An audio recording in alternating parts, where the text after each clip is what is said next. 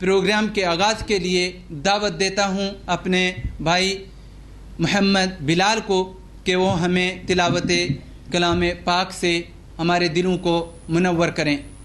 मोहम्मद बिलाल।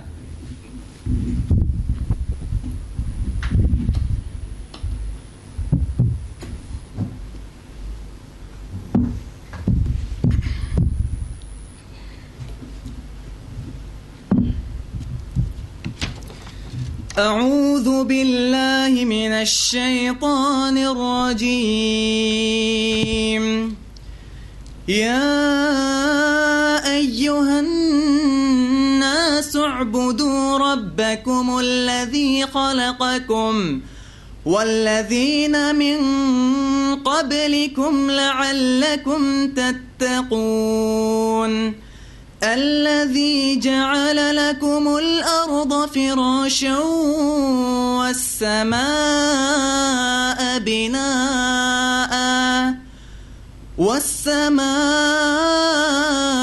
بناء وأنزل من السماء ماء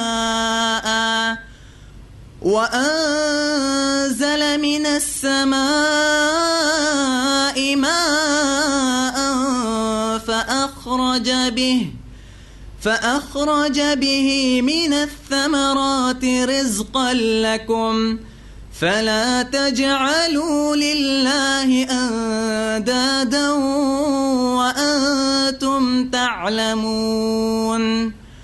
وإن كنتم في ريب مما نزلنا على عبدنا فأتوا بسورة من مثله